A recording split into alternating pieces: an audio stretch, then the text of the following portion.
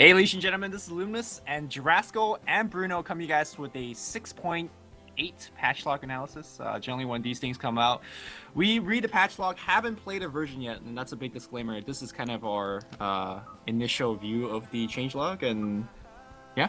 Mm-hmm. Excellent. Yeah, so it's I from what I've been reading, this is not as big as a changelog as 679. Nowhere near like that. But it has a few interesting things. I think it's more about the quirks, little changes to some heroes, and very well-deserved nerfs to others. But without further ado, let's just start. I'm gonna start reading, and then I'll let you talk about it. So gameplay update 680 general. You now lose 1 gold per second if you haven't picked a hero after the selection timer runs out. Yes. And the selection time increases to 75 seconds, and the pre-creep time reduced to 75. Scumbag So- counter pickers, man. Eat it. That's all I'm gonna say. Yeah. So do Well- do you normally get people not picking before, like after Oh, creep so spawn much. when you An play? alt pick? Are you kidding me? Like, I've had the creep spawn and people not pick their heroes. And then the last guy on the team picks, like, Broodmother, and you're just like, fuck my life, I don't want to be in this game anymore. So yeah, I'm happy Yeah. about that.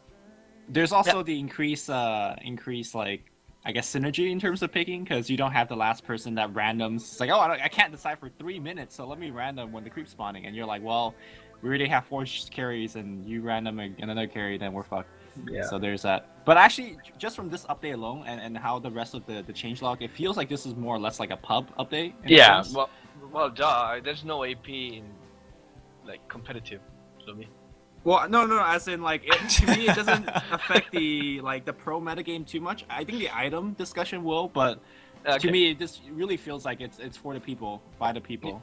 Yeah, maybe. it feels like that. I would agree with that. I want to say I really like the fact that like when we were suggesting like people in Reddit, and like I would agree with that. It's like people are saying, okay, when timer finishes, just random. But at the same time, when I'm thinking about this, imagine like you're a new player, you don't know how to play many heroes, and you're just like for whatever reason undecisive on what to pick, and then suddenly you random a hero that you have no idea how to play. You're gonna have a bad time. People with you are gonna If you're have a new, bad you're time. not gonna know how to play any hero, Bruno. So does it really matter if you random? No. Let's say you can play like 3, 4 heroes, 10 heroes, you know, and you're thinking, should I play Vengeful Spirit or Crystal Maiden? I don't know. And like, oh, time is up, and now I have to play, I don't know, Earth Spirit, and then you win anyway because it's Earth Spirit. But no, because he got nerfed. No, he got nerfed, yeah. Yeah. But yeah, that's what I meant. It's not a big thing. But, yeah. Moving on, Roshan no longer stops upgrading his HP damage armor at 45 minutes. Upgrade rate increased by 20% and less bounty. I think in general. for this, like well, I mean, he keeps upgrading after 45 minutes, basically, is what it's getting at, and upgrade rate's 20%. I think that for a lot of early game strategies, this is going to hurt a lot, because you're going to get to a stage in the game where, say you're Dire, because so many of the push strats nowadays are like Pugnas and stuff, they always go really push-centric, try to get tier 1s down and take Roche. It can actually be very punishing to do Roshan now, because if you don't kill him fast enough, the other team can actually just come and screw you over. And those lineups are probably going to have a really hard time doing Roche after a certain point in time, depending on how the game's going. So I think it's kind of to try to stop that dire cheese where you can just mow down all the tier 1s and just have a huge gold advantage really early. I think it's a pretty good change.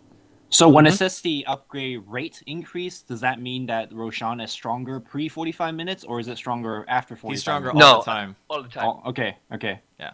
I think he gets an up. I don't remember the exact number, but it was something like between 5 and 10 minutes. He gets an upgrade in HP. Every armor 5 damage. minutes, I believe. Yeah, every 5 minutes. And then he gets like HP armor. Yeah, so now he will get HP. more every time. Yeah. And So- since it's like, since you know like compound interest, this means that by 60 minutes he will be much stronger than what he is right now at 60 minutes. Which actually, to kind of quote NS's article, like from a year ago, like he wrote why Roshan is a problem, maybe. Like armor is a really good way to deal with it. And it's kind of nice to see Roshan's getting more and more powerful. Like the way that Chinese players call it, they call him the boss. It doesn't really feel like a boss, because you could solo it with like Rasa War Trap and stuff like that. So I'm not sure if that's changed in this particular patch. It but is. We'll see. They fixed okay, that, good, actually. Good. Yeah. So yeah, well, Roshan being stronger, I think that's good. That's fair. But yeah, that's not much more to talk about that than that. We go to heroes now. We start with Alchemy. It's a hero that I personally believe it needed a nerf. OP. Yep. Night vision reduced from 1400 to 800. This is huge. Like, this is the nerf that killed Meepo. Not that Meepo was too strong to begin with, but this is kind of like the change that killed Meepo. Unstable concoction maximum shaking duration reduced from 7 to 5.5. No longer continues to get stronger while it's in the air. Sorry, I was just going to say, it's a good set of changes because the first thing that makes Alchemist kind of silly is he can only be run as a support because the stun is such a long range, and it can be used as an initiation stun because of how long it is. So when they reduce the night vision, you can no longer just jump on somebody and they can't even see you. Like, I've been hit with that from Fog a million times, and it's super annoying because he can see so far. So that's a good change. Because of the fact that now the duration is shorter on the channel, it still stuns for the same amount of time, but it's harder to land a max duration stun, and you have to like really know when you can actually go in and say, all right, I'm just going to go on this guy right now. And because it doesn't get stronger in the air anymore, landing a max stun is actually going to be really difficult. So it's not just I win, I'm going to throw an acid spray in midair, and the stun's going to hit you for like pure damage, basically.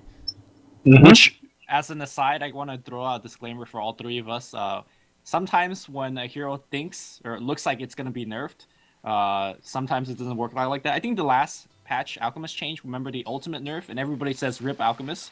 Yeah. And Alchemist just like, well, I'm better now. So I'm pretty sure this is, you know, like it says, it's a straight nerf. But who knows what people is going to find with this hero or other heroes that are nerfed / buffed in this list. So I honestly don't see any way how this can make him any like. No. I'm not saying it is. I'm not saying it is. But yeah. Like at least the other time was a change, so you could say like, okay, you trade HP for regen. Sounds bad. It was actually good.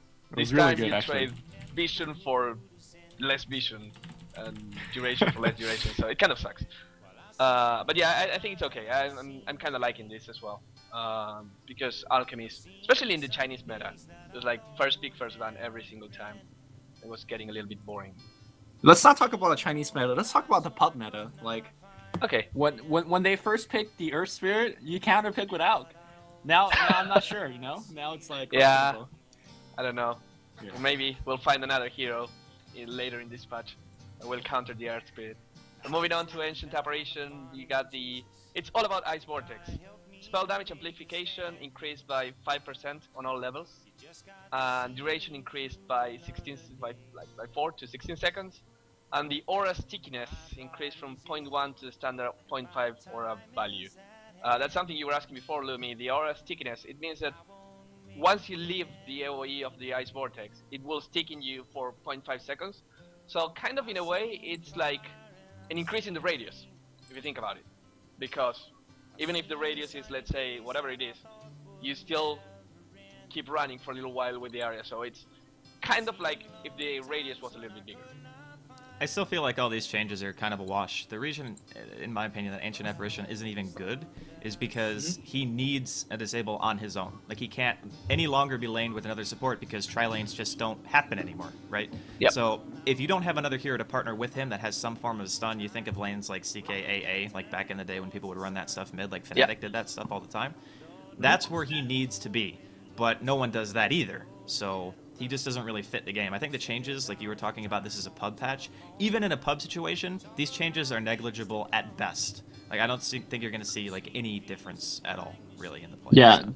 the only AA game I remember in a pro situation recently was Pilot Die playing it in MLG, where he like I think stood in the top lane for forever and got a Midas and got like an Acceptor and went to work. But that's just like, kind of a corner case scenario, and I don't think it really fits. I don't think Ice Vortex changed much of it, so yeah. Yeah, I mean, Ancient Apparition is one of those heroes that since Chilling. No, what's the third spell name? Chilling Touch. Yeah, Chilling Touch got buffed. He was kind of like this king of tri-lane scenarios, try versus try, which were kind of common in 678, but since 679 they died out. So Ancient Apparition is in one of these weird situations where the hero is not that good. It's not terrible, but it's not that good. And the thing that he's really, really good at doesn't happen anymore. So he's just sitting in the bench, I think, waiting for maybe another patch that moves him just into the game. Not because it makes him stronger, but because the metagame also fits him better. I don't know. I'm still willing to try like off lane. This is for pubs, by the way. This is not for TI4. I'm still willing to try like an AA Weaver dual suicide lane where you just go Chilling Touch and Ice Vortex. and you just like Sakuchi him with plus 80 damage or whatever it is, and just go to work. And who knows? Maybe that extra 5 seconds of slow may get you a kill. I don't know. Willing to try things out. Yeah, that's very optimistic. I was just gonna say the thought of Shakuchiing into anything at that low level when it's like 12-second cooldown just doesn't really seem that good to me. But hey, man, if you want to try, hey man, pub meta. All right. Anyways, anti-mage, the fun ends here. Mana void radius increased by 50% from 300 to 450, and now you have an AoE targeting cursor, kind of like if you want a Sven stun that you actually see which people you're hitting, other than just like seeing the single clicking cursor. Changes something? No. No, not really. I think it's a good pub change, though, because people are going to have a better sense of where the Mana Void ulti is actually going to deal damage. And people really undervalue that, I think, in pub games especially. Like, in competitive play, it was way different. Everybody knew exactly how the hero functioned. But there are a lot of times when you can even be behind, and just getting one good Mana Void in a team fight can just turn the game. You just get, like, a triple or ultra kill or something because the team was standing next to each other, and you got a Leshrac with a Bloodstone who has no mana, and suddenly game was easy. So I think it could work for pubs, but otherwise I think the hero's pretty much the same. Yep. Lumi? Yeah, feasibly the 150 extra increased cast range. Wait, that's a radiance increase. Never mind. It's just, I was gonna say maybe you save yourself a blink from needing to blink in an amount of time. You just have to do that. Yeah. Never mind. Yeah, it's okay. Okay. Anyways, Axe base HP regen from 2 to 3. Needed. Yeah, Berserker's Call duration increased by, well, from 1.52 to 2.53 to 2, 2.4, 2.8, 3.2. So it grows by 0.4 instead of 0.5, but it starts better and it finishes a little bit better as well. So it's an overall buff, no matter how you look at it. The cooldown has been rescaled, so it's just like, instead of being 10 at all levels, it starts worse. And when you get to level 4, it gets to 10. But then again, I'm not sure, like, this last part is actually a big nerf, since you don't have mana to spam Berserker's Call. And there's rarely any fight before like level 15 or something where you are actually using Berserker's Call twice in the same fight. I think that's kind of the point, though, because you give him a longer duration at level 1, and you change the cooldown, because realistically, a 20-second fight is not going to happen at that point in the game anyway. Like, you're not going to get to use his skill 2 times, period. And like you said, he doesn't have the mana. I'd really feel like the hero just suffers still because there's nowhere to put him on the map. You can't put him in the jungle, because his jungle is just awful now, unless you get incredibly lucky and get a bunch of Satyr camps early on or something like that. 2 to 3 HP Why is it regen. awful now? Wait, say again? Why is it awful now? Like you say, it's awful now. It's awful now because before Tranquil Boots actually functioned in the jungle, and now they don't. So a hero that takes that much damage, he functions like a gimpy version of LC, basically. Because LC has a way to heal herself through the jungle. She actually can kill faster than him in some camps. Like if it's just 2 creeps and you get good RNG, you can kill faster because you actually benefit from a Quelling Blade on that hero quite a bit. I think Axe just needs something maybe like Counter Helix acting as Kraken Shell, but only towards creeps, so you don't take as much damage from them or something. I don't know, but he needs a place to go. He can either go mid or he can go in the woods, and you're not going to see him that often mid. Wait, correct me if I'm wrong. Didn't they also nerf the experience gain of neutrals? Yeah, they did. In this last year? Okay, so yeah, that's just another... I'm always a big fan of him coming out with like a level 3 berserkers, or not berserkers, battle hunger, and just like start sniping supports from the lane, but that's also quite situational. Chances are you're coming out of jungle with half HP and they just blow you up. So, not a big fan of playing Axe ever since the last patch change without the Tranquil Boots. You just can't actually regen and gank after it anymore. You know what they need to do on Axe? They need to do it so that you can cast Battle Hunger on yourself. And when you do damage, the Wraith you Knight life change? The Wraith Knight change, yes. And then suddenly Axe is a good hero. Maybe. Jesus. That change would, it would make him good. Not going to say it's not. Why don't you just add the AoE dunking too? Like, you just jump there and like initiate. Oh yeah, that's true. Holy shit, that Axe top tier. You just like AoE dunk into Berserker Call and then, dunk again because you have Axe after. Sounds totally legit. Yeah. Okay, so Vat Rider, attack animation time improved from 0.5 to 0.3. Alright, good talk. Let's move on. Yeah, that was amazing. Beastmaster. Call of the Wild, hog duration, it's 60 on all levels now. Same with the Boar, it's 60 on all levels. But Call of the Wild does not destroy previous summons on cast. So now... Holy shit, this is amazing. Yeah, you can have, I think, 2 hogs and 2 boars. And maybe 3 for a little while. I'm not sure, I'm checking right now. But I'll let you guys talk about it. This is the in first time. patch where I feel like he actually is a Beastmaster because he's going to have more than just 2 beasts. He's going to have up to 4. And this hero is now map pack. It's going to be having like 2 Night Stalker on your team with Ags at the same time. Good luck ever getting anything done with that unless you just use all smokes all the time. Yeah, Yep. for those that are wondering, if you have 2 wild boars out, this slow does not stack. They just kind of replace after each other. But because how the boars attack quite slowly, like having 2 actually does matter. Like it's like having literally 2 vipers on your side now, just going to work and slowing a single target down. But I think Hey, you can micro and slow 2 different people.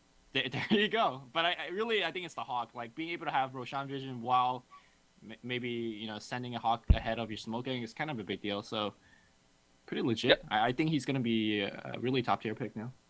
Life on the summons, by the way, is 40 seconds. So, by the way, when they're 40 seconds in, you get the new one. So you get 2 for 20 seconds. Yeah, and 20 then you seconds get is still a huge amount of time. Like that can Yep. be the difference between losing or winning a team fight, honestly. So, still really good. Go, Beastmaster. We love you. Bloodseeker. Thirst bonus speed and damage rescaled from... So it's worse at level 1, but it's much better afterwards. So at the final level, it's 28% movement speed and 28 damage turns into 35% movement speed and 35 damage. Which is good.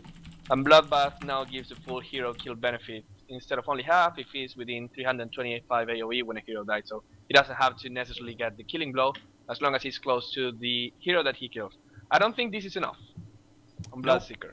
I agree pretty much 100%. The hero needs a lot, right? Like this hero needs farm, which is a problem because he's supposed to be a hero who functions solely off the capability of ganking and kind of controlling the map a little bit. But the problem is he's an agility hero with shitty strength gain, and he needs a lot of HP and a BKB to be able to survive most engagements. So you have a hero who can gank but needs items. That's kind of like contradictory in my opinion. I just think the hero's design is just not very good. Remember back in before the Thirst got like a bonus movement speed, he also gave armor to Bloodseeker? Yep. Do you think like that would help if we're saying, hey, we need to buff Bloodseeker a little bit more? I don't think bonus armor is the way to go. I think the hero just needs a better strength gain, or he needs something else that gives him durability other than just flat armor. Because an agility hero... What about bonus magic resist, like Huskar? You just run in. Like, you'd have to be really careful with that, but I think it could be okay. Either that or lower the duration of disables on him or something like that. So maybe you could just build items that give HP but not necessarily have to rush like a BKB.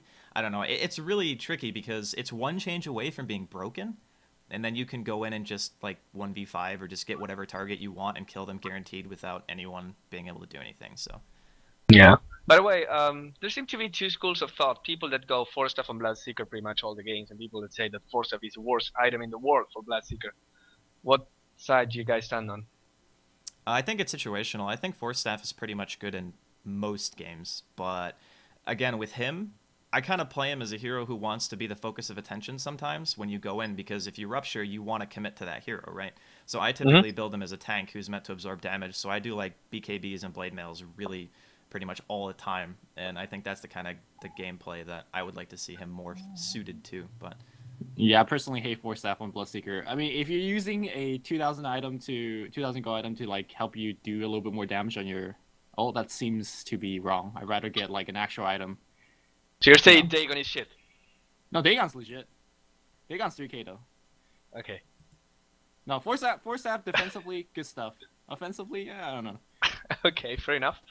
But yeah, that's Bloodseeker for us, and we'll see you next patch, hopefully, because it's not enough. Brewmaster, Primal Split cooldown reduced a lot, by 40 seconds on all levels. I think this is actually nice, because Brewmaster is like Warlock, one of those heroes that like, yeah, it's cool, but it's so ulti dependent that if you don't have the ultimate, you're nothing.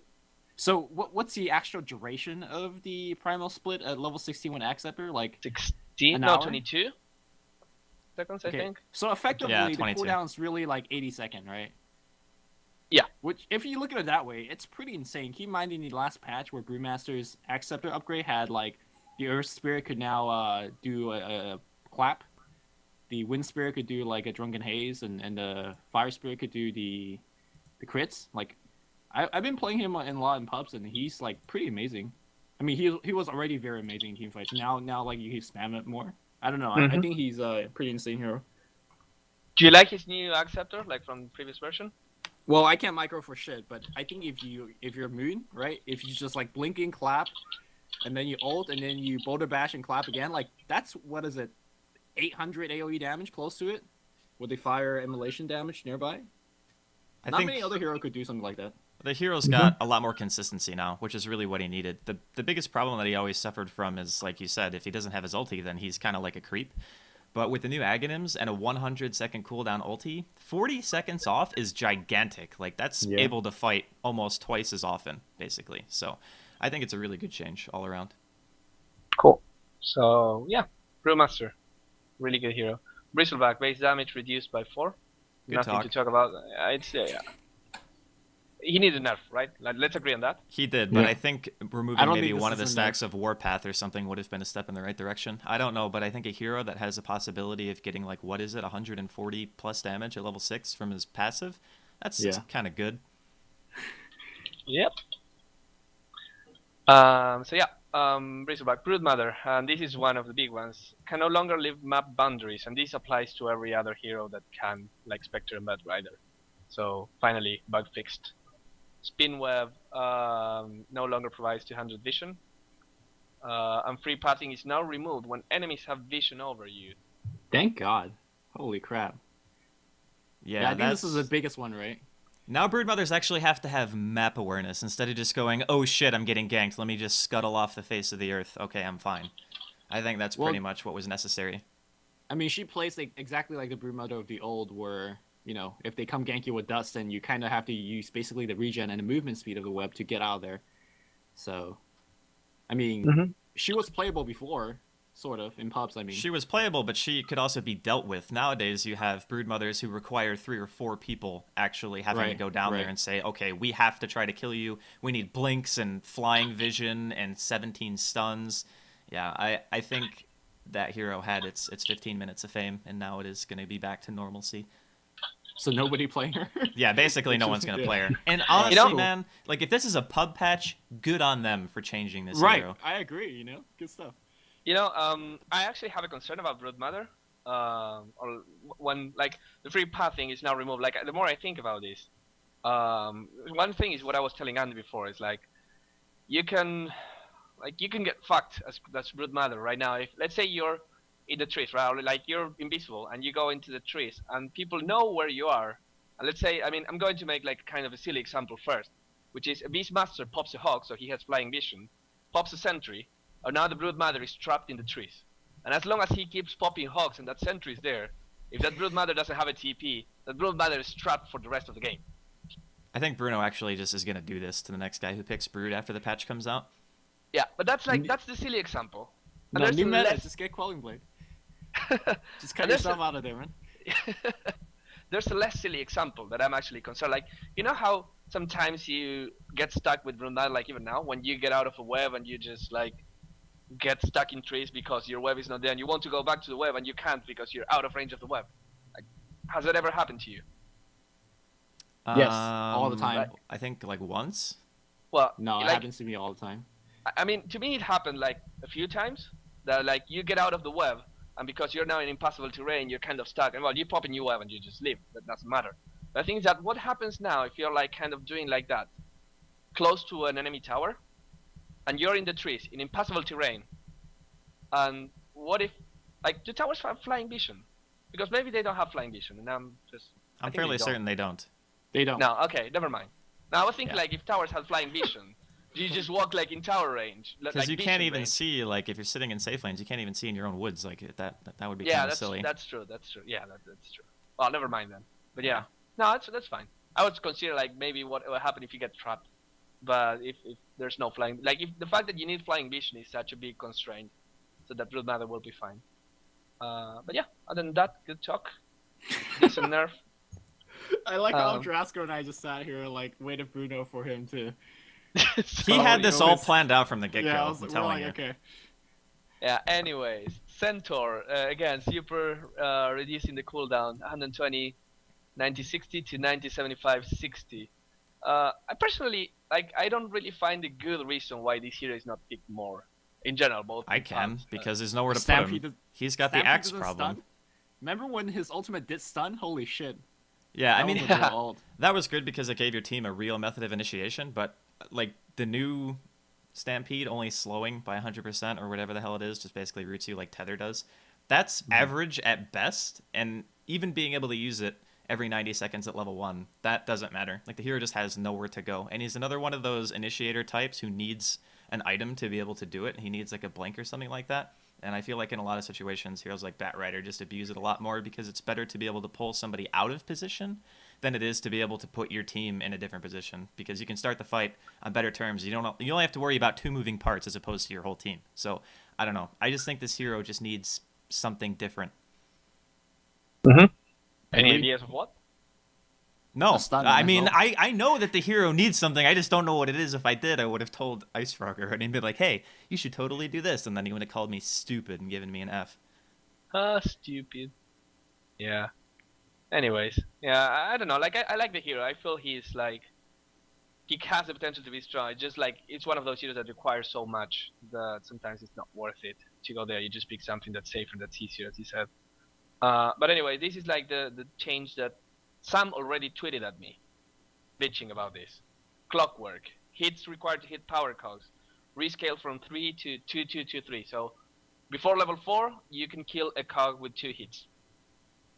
I think this is a great change. I think okay, no, not never, but maybe like I can count with the fingers of one hand how many times I saw someone like break a cog. Actually, that's not like the same clockwork. Imagine this, Bruno. You're a CM, right? Yeah. You're a CM. You just got hookshot by a clockwork. He immediately cogs, and he's like level 7, but he maxed flare, right? So he's got level 1 battery assault, and now you have the horror of trying to hit a cog 3 times, and a Tusk somehow manages to get his sigil in the cogs with you and slow your auto attack while you're trying to kill it. Now tell me that change doesn't matter. Yeah, and the right click on your keyboard and your mouse broke as well. So yeah, it becomes harder because you have to A-click. Hopefully you have auto attack on and it doesn't auto target the clockwork, which it might. I think if anything, this change teaches people that, hey, you could actually kill the cogs, not the person that's trapped inside because you're already fucked, but maybe the support that's outside. Like, how many times have, like, you're in a carry in a trialing, whatever, the clockwork goes in and cogs you, and your supports just keep hitting the clockwork. You're like, no, just hit the damn cogs so I could get out of there. You know what? What? Yeah, go ahead. Yeah, no. Now you can't do that. Now the carry gets out of there, and then you're like, yeah, cool. So I think people just need to hit the damn cogs more, and this teaches them, right? I hope it does. Here's what I'm imagining will happen in the next week. Your good friend Jackie Mao will be streaming. He will get cogged. He will press pause and be like, hit the bottom cog, and pause, break the cog and go down. But what happens if your team accidentally breaks the corner cog and then you get blasted anyway and you die from the mana burn damage? I'm pretty sure everybody that he told us to hit the cog will hit a different cog. So, like, nothing would change, and he'll still trap in there. But, yeah. Now you actually can, maybe. Yeah. Oh, okay, so apparently I have a very loud volume on the TeamSpeak. I'm going to lower my volume. It's not you're being loud. It's for some reason there's, like, an auto-adjust on the TeamSpeak volume, and I don't know how to change it. Like, if anybody who is, like, super TeamSpeak savvy knows how to fix it, please let me know. Because I turned you down, I've turned you up, I've turned you back down. It just doesn't matter. Okay, I'm just gonna speak lower and probably will still adjust. It's gonna be it's gonna get sensual, is what you're saying, right? Yeah, I don't know. It's crazy. Okay, guys. Wait, real fast, early game against Lifestealer. Like, Lifestealer could just like rage and hit the cogs and get out, right? Yeah. Or he could just rage and hit you. I guess there's that too. But if he's low HP, I don't know. I'm sure there will be a handful of scenarios where it will make a difference, but in large, the hero is still very good. Cool. Agreed. Cool. Crystal Maiden. She's a little bit dumber now. Base intelligence reduced by 3. Well, she is a blonde. Yeah. I think it's a fair change. It's a role-playing change. But yeah, so I think this kind of... The only thing I can say about this is that maybe you will want to invest in Aura a little bit now. Even, like, you can't go just the 2 main spells. Well, actually, I do want to say it does matter quite a bit, because a lot of times you throw a Nova level 1 or whatever, and once you get level 2, you're saying, all right, I need to wait that 10 seconds to get my mana for 2 spells, and now you just wait a little bit longer, which, I don't know, Crystal Maiden's lifetime in the game only has that first 5 minutes. Yep. And that 15 extra seconds in the first 5 minute matters quite a bit, so I don't know why they're hating on CM so much, but damn. She's the most picked hero in 679. in pro games. Not Well, in my let's pub assume games. let's assume for a second that we go 1-1-1 at level 3, right? Which I think most Crystal Maidens do. Does the base intelligence nerf really even matter? Like, I'm thinking there's very few situations where you're going to be using your spells that frequently for that intelligence difference to make any difference at all. Like, I think it doesn't I matter. only see this actually matters at level 1 or 2, and that's it. Yeah. Or if you don't go with aura for whatever reason. Or actually, sometimes, you know, when your ultimate costs like 600 mana and you don't have enough, maybe that matters there too, but I don't... That's just like corner case. way too late into the game. You have items, right? And you have your boot and your bracer. Well, hopefully you have item, but you're a CM, but... Yeah. Your boot and your bracer, all you need. Anyways, Darkseer, vacuum cooldown increase... No, just kidding. Ion Shell cooldown reduced from 10 to 9. Alright, I'm over it. Yeah. The Dazzle, with duration increased from 20 to 24. Yeah. This is kind of like one of those, I call these like ghost buffs, which they don't really change anything other than just bringing the hero to attention to the people. Because if you actually add up, it's like, it's still a lot of armor when you get to those like final 4 seconds. But the situations where you actually get to the second 20 of the weave in a fight, and you're actually doing something, are super rare. So the only thing I can see with this change is people saying, oh, well, that wasn't that bad. Like, look at wave, it's pretty strong. You do some theory craft. Oh, holy shit, it's like 30 armor reduced by the end of it. It's probably good. And you start picking the hero, but not really because it became stronger, just because it's a perception of getting stronger. Wait, can we theory craft real fast? You know Crystal Maiden Ultimate would I accept it does 27,000 damage? Mine does I'll believe exactly 0 damage whenever I play that hero. I'm just going to throw that out Well, there's there. a little bit of variance in that, but I'm just saying. A little. Theory crafting. Yeah. I saw a thread yesterday on Reddit where a CM got like Rampage or 5 KO. something. Yeah. Yeah. And if that was my CM and I did that, I would have hit absolutely no one and I would have looked like an idiot and I would have died. That's pretty much how it would have went down. I just hate RNG heroes in general. You're not the RNGesus. I'm really not, man. It's like, I don't know. It's You're the karma. opposite. Well, I guess maybe one day you'll get all the RNG together that's being neglected from you into that one perfect game where you will hit every single crit and multicast with everything. And you'll be happy. My Ogre Magi is on the up and up lately, though. I have to admit that. Good. That's good. But yeah, that's Dazzle. Death Prophet, it's a kind of a rebalance. It's a nerf on the cooldown. Exorcism cooldown increased from 100 to 115. And Silence AoE increased from 350 to 425, which is huge, actually. Like 455 AoE is actually Now, 850. I want to put this in perspective to everybody. Like, you're basically making the exorcism change to say that you can use it a little bit less, as in a half of a creep wave duration less. Like, that's how little of a change that is. Now, this is a pub patch change, so in competitive play, I understand that increasing the cooldown is going to have a larger impact because those teams are coordinated and know how to capitalize on advantages and things like that. But this is supposed to be a pub patch. If you change an ulti cooldown by 15 seconds, that makes 0 difference. And because the ulti is still ridiculously strong, and they didn't change it back before, I think they gave the individual exorcism spirits a buff like a patch or 2 ago. 10 damage. Yeah, it was 10 extra damage, and you still had the same number of them, right? So as soon as you pop that ultimate, it's still just as good as it always was. And a 15-second difference, this hero is still, in my opinion, ridiculously strong. Yeah, I think she's actually just got an insane buff because of Silence.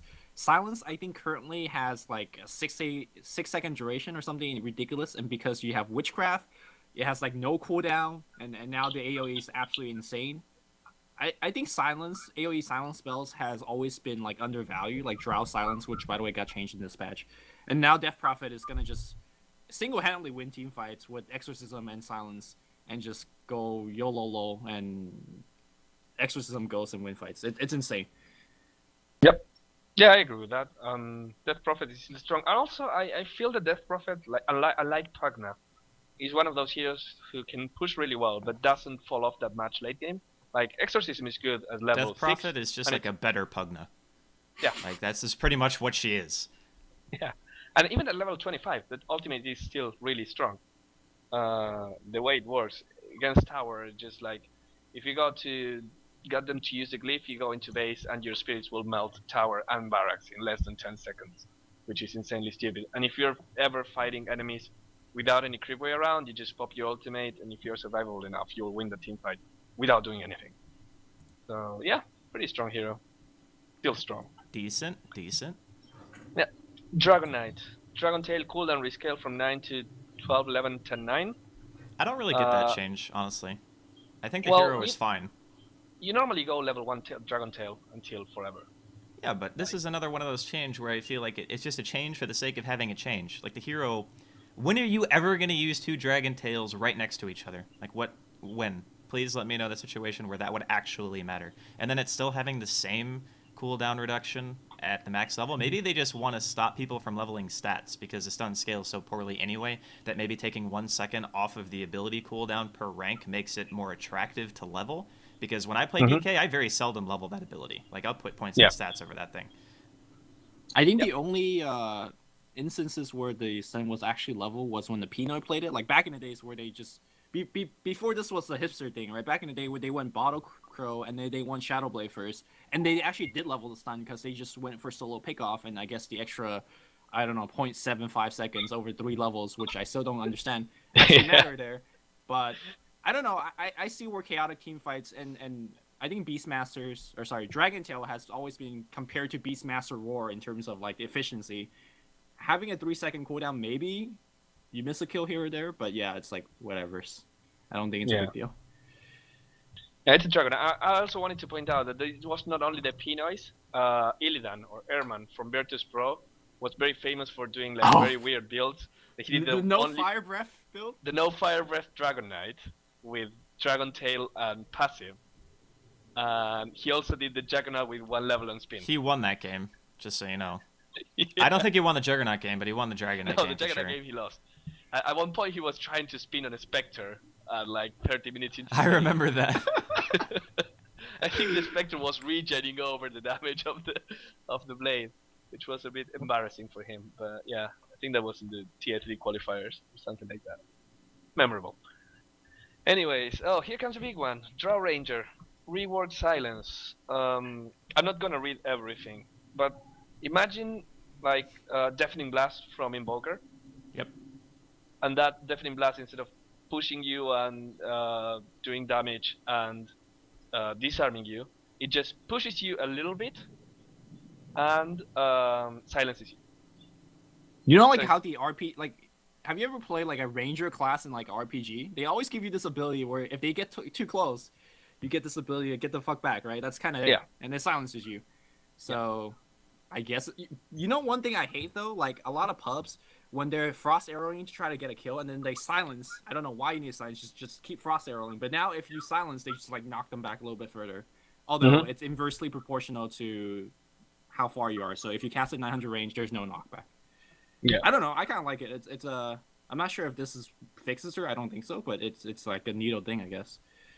I'll have to see how it plays. I mean, honestly, her silence, I think itself is a bit worse because the AOE and the distance that it goes, it's actually shorter. The old silence, you could silence from farther away because it's an AOE around the point, so you could actually get silences from bigger distances. This one's going to be a bit shorter, but I think in some scenarios, like if you're being chased, it's probably going to be better depending on how the animation is. Like, I don't know if it's still that ridiculous cast point like her old silence, which was actually pretty long. But if it's shorter, I think it could be better. Like, just for her survivability's sake. Yeah, I mean, she is destroyed whenever someone gets close to her. That's the thing about Draw Ranger, when they change it so that you lose all of your ultimate whenever someone is kind of looking at you. That kind of sucks, and I think the silence changes about that. Just like Draw Ranger is giving me my personal space, stay people away from me. But I'm not sure. It's still like a very long cooldown kind of. It feels gimmicky. We'll see how it plays out. Probably if you do it well, you can win a team fight. But I mean, how much can you stop people from getting close to you when you're in a 5v5 team fight? Unless you have perfect positioning. I don't know. Not convinced. Air Spirit, Jesus, this guy got nerfed a lot. Rip. Stone Remnant recharge timer increased from 25 to 35, so it's going to regen like the stone slower, meaning that you won't be able to be YOLO all the time. And then I'm gonna read a few changes at the same time, like all the next 5. Essentially, Geomagnetic Grip, the one that pulls you, became the one that silences you and does damage that actually scales well. And the kicking the Boulder Smash, is the one that now stuns. And the damage is constant at 125. So pretty much they flipped the effects of both skills. Yeah, I like this a lot. Yeah. I was thinking about it, and the biggest issue that I had was the hero, people were saying before, had a relatively high skill cap, which I can't disagree with. The best of the best Earth Spirits were ridiculously good at the hero and made him look brokenly overpowered. But now he's even harder to play. Because now instead of having to kick rocks to silence, which was like an added benefit during things like magnetism, like your ulti and stuff, now you have to make sure that you land the stun first. And plus, like you mentioned earlier, you're going to have to use 2 boulders now to combo if you want to do it like guaranteed. Where you can use 1, but you would have to do is you'd have to drop kick first to stun, pull it back through you, and then roll, which is way harder. And plus, you'll have to overlap your silence on the stun when you do that, so you're not getting quite the full efficiency of the combo like you could before every time. Yeah, before he literally just walks up to you, drop a boulder, and you're dead. Like, literally, he drops a boulder behind you, and you're just done. And I think the traveling time of that kick, the boulder, is still fast enough where if you snipe well, like, you are going to get the stun, and the combo does, you know, remain. But like Draskyl says, it's just actually a lot harder to play. So I think if people are spam picking Earth Spirit, excuse me, in the current patch, in the next patch, I will be less scared. But, like, there's also that thing, right? Like, if somebody picks a meepo, there's a 50-50 chance of, oh, he picked a meepo, let's win, or he picked a meepo, we're fucked. So I think now applies to Earth Spirit. So we'll see. Yeah, I agree with that. Going also to the net ref of the changes before we finish talking about him. Rolling boulder now also gets interrupted if disabled during the initial 0.6 rolling charge instead of only while it's moving. There was a video of recently of a disruptor glimpsing an Earth Spirit back into his ultimate, and he just like rolled out of it. Rolls down, and people are like, "What the hell?" And what happened there was exactly that. It was like he was pulled during the initial rolling part, like the 0.6 seconds, where you never stop rolling, no matter if you get stunned, moved, or whatever. So he just rolled out from the static storm where he was silenced to begin with. So that's a fix to that. I think it makes sense. Like, why would you be stunned if you're moving but not at the beginning? Like, it just only makes sense, really. And yeah, it should have been that way the whole time. Like, that's just a fix to me. That's not even a change. Just like, fix. Geomagnetic grips now kills trees along the path of the Dragdalite hero. I've never got blocked by trees when an Earth Spirit pulled me, but I imagine that could have been a possibility. So I'm thinking this fixes that as well. Oh no! Remember, on Reddit there was this thing where you could put creeps as wards over places. Yeah, but that's on cliffs. Yeah, that still happens. You can still do that. Oh, okay. Like, you would have to run. I think the video that you're talking about is the Earth Spirit ran to the dire ward spot right by the tier 2 top in the woods on top of that hill. And you can pull an enemy creep up there because they can't kill it, but you could just have it sit there, and it's basically a ward that they can't get rid of unless somebody, like, I don't know, gets sacrificed on Lich or something like that and kills it. Right. Cool. Yeah. So, well, it's not a ward. Like, if it's their creep, it's a ward for them. So you're helping them. Or no, wait. No, he did do that in the video. No, you pull your own creep. No, you can't. You pull your own creep. If you pull their creep, you give them yeah. They'll be like, thank you. Your own creep. Whatever. I'm stupid. It's fine. Yeah, never mind. Targeting someone directly with Boulder Smash will now be blocked by Lincoln Sphere. So if you try to kick someone with Lincoln, it will trigger Lincoln and you will not kick him. Fix being able to cast geomagnetic grips on magic immune allies. So if your allies now pop BKB, they're on their own, you can't save them. Fix Boulder Smash being able to target magic immune units, meaning that you can't kick. And that was another thing that was really strong. You could kick people that were BKB. So someone just like BKBs jumps into you and you were like, go away, leave me alone. Which felt pretty strong. And finally, fix rolling boulder travel distance, going further than intended, diffuses, storm, blah blah blah. It's a fix. Yeah, okay, something that so was not working. I'm all for nerfing Earth Spirit. The one thing I don't really agree is Fix being able to cast Magnetic Grip or Geomagnetic Grip on Magic Immune allies. Like the whole thing about being able to force staff a BKB unit, right? Like, Geomagnetic Grip, it's like a force staff. I don't know. I think there's a little bit of consistency, but hey, he got nerfed, so. Well, I think the difference is you're talking about a hero ability as opposed to an item that costs 2,350 gold. Fair enough. And you want like that item to actually matter. Right. Yeah, okay. Fair. Yeah. Okay, so bottom line with Earth Spirit, he's not going to be as annoying to play against, hopefully.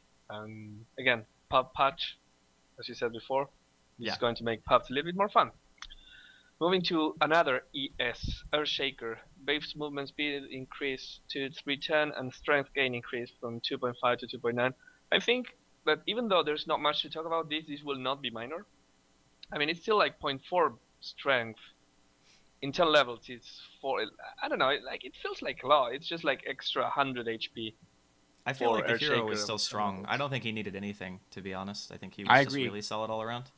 This is the third patch in a row where Earthshaker got some quote-unquote buff. Like, remember 2 patches ago in a row where Fissure got 100 increased range? Yeah. Which Yeah, but that was laughable. supposed to match Warcraft 3, wasn't it? I think it was like there was a difference Was it? between how long the fissure actually was in the map or something like that, and they gave I'm him not like 100 sure. range. I don't know. That's what I heard. Maybe I'm wrong.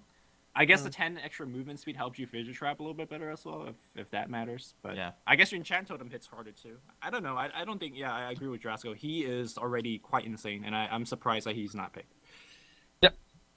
Like it's like always. It's melee support. That sucks. Yeah, but melee support is also With ridiculously long range. 1,000 range. Yeah. Yeah.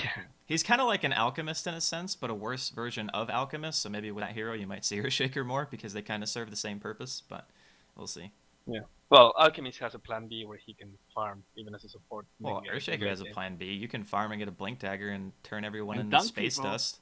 There you go. Dunk people's faces. You get Axe Scepter and Veil, and a Daedalus that you crit with your enchant. Nice item synergy there. Blink dagger, veil, Daedalus. Hey, it works. So yeah, Enchantress. Base armor reduced by 1. For Enchantress. Yeah.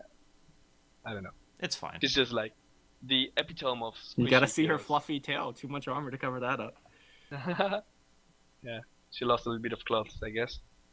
So Enigma, Black Hole, 25 more AoE, and 25 more cast range. So a total of 50 extra range on the Black Hole. I wish they would just give you 50 extra cast range instead of 25 each, but I guess quote-unquote essentially it's the same thing. Black hole's already no, it's quite actually- big, man. 375 is still very, very big, and 400 is just going to be... The animation is already too small. You get caught in a black hole before the edge of the animation even starts. Now it's going to be even worse, and you're just going to be like, how did I get hit by that? Yeah, remember that 400 is actually 400 to radius, so it's 800 the side. But I wanted to just correct you a little bit there. It's actually better to have more AoE than cast range. If you have Because- Blink Dagger taken into effect there? No, not really. Like Okay. imagine these two scenarios, right? Like, I'm gonna be super extreme just to give you an example. So you have 700 cast range and 100 AoE, or you have 100 cast range and 700 AoE. Which one's better? It depends. Well, I mean, you can have like a very long distance but really little, or you can have a really short distance but big, and the air, like the distance will be the same because you will be hitting people 800 range at maximum, no matter what. Well, But with I think this discussion is out the window considering that Blink Dagger is such a staple item on Enigma. You always almost want to go with a lesser range and more AoE, right? yeah, Typically, I think so. yeah. Yeah. Anyways, just like me being pedantic as usual. God damn it, Bruno. Faceless Void. Yeah, that's what I do. Sorry. Faceless Void. And this is one of the heroes I want to say. To me, 679 weakest carry in the game. Agreed. Weakest. Well, no, actually not weakest, Morphling. I mean, Fair enough. if we're talking about uselessness, I think Morphling is worse than Void. If we're talking about like lane presence, Morphling is a bit better because, I mean, even though he's not a great range tier, he's still a range tier. But we'll leave the Morphling talk for later. As a nuke. Void is a creep. I mean, that's just what he is. But he could jump out of the trees. Yeah. know, man. You know who else can jump? And slow. Don't forget that slow part. For 3 seconds, man. Damn. Damn. All right, so he has now phase in MS. Yeah, so now he has, the Chronosphere cooldown reduced at level 2 and 3 by 10 and 20 seconds respectively, which kind of makes Aghanim Scepter more pointless. I Right. just think that this change to me, imagine that it's the same discussion we just had about the Enigma. You're going to be time walking in most of the time to get a good sphere because your cast range isn't that big. So the movement speed in the sphere is really only going to increase your damage uptime by maybe a couple of seconds, or if you have like an oh shit moment and you just want to run away. And that's kind of how I feel the hero is going to function now. I don't think it changes any of his viability, except for the cooldown change, obviously. Like 80 seconds and 16 is really nice. But the thing is, he needs a shorter cooldown at the lower level because he just doesn't do any damage on his own. Like, he needs such a good support cast to help him. So, I don't know. I still feel like this hero is overall weak. Okay, so here's like my discussion, right? Because I'm thinking about this a lot, and I kind of wanted Faceless Void to be kind of like Brewmaster, where since he has such a bad laning stage, if you get to level 6, you're kind of, oh shit, he got Chronosphere, he can kill me. Like, Brewmaster. Brewmaster is okay, he gets level 6, pops ultimate, 1v1, he can kill pretty much every hero. But at the same time, since he's a late game carry, compare him to like Anti-Mage or Morphling. When they get level 6, they're not impressive either. It's like nothing changes for them. No, So- I resent that statement. Okay, first of all, Brewmaster has an AoE nuke. Like, he could just walk up to you and give you a couple of smackdown after dropping a clap, right? And Yeah. Anti-Mage has Mana Burn, so that's there's some resemblance of lane control or damage. What I'm saying is level 6 doesn't change anything for most carries. Are you kidding me? Are you Draskyl? Do you not proc, like, stun lock in the Chrono? That's like epic AoE damage. I don't know. When I hit 6 on Faceless, I'm going to get a kill. So you go So 1-1-3 then, me. right? You always go time lock Oh max? yeah, man. Yeah, 1, 3, 5, 7. Let's go. No, I get jump at I get jump at 1, but you get my point. I don't know. Yeah. I'm just trolling. I think Faceless Void is like Draskyl says, still pretty much the same hero. Yeah. But hey, it's all And good. the 1000 movement speed and phase while you're in Chronosphere, at most, in the best case scenario, like 5% of the time it will give you 2 extra auto attacks. Most of the time it will give you either 1 or none. Because really, like, it's okay. I threw a kind of like a max range Chronosphere, and the time that I normally waste to just walk into the enemy and get a couple hits, well, now the time is shorter, so I get 1 extra hit. So in a way, I'm kind of looking at this change as in a pseudo way of increasing the Chronosphere not cooldown, the Range? duration. The Okay. duration. Without actually increasing the duration. It's just like you start hitting faster. But I still agree. It doesn't really change anything because he still has a You know, horrible if you laning phase. figured that this hero can manipulate space and time in an area, he would do something other than being able to run faster. That just seems like... Maybe I don't know, punch man. faster. You should yeah. be able to blink in your Chronosphere. Maybe that's cooler. And the thing is, they kept buffing him. Like, originally, they made his time lock do more damage in Sphere, which I thought was a really solid change because it was based around the ulti, and the ulti was still considered to be pretty strong at that point. Mhm. But now it's just like, all the other carries offer so much more than him until 30-plus minutes into the game that no matter what you do to his ulti, unless you give him some form of early game damage or viability, then he's just going to continue to remain irrelevant.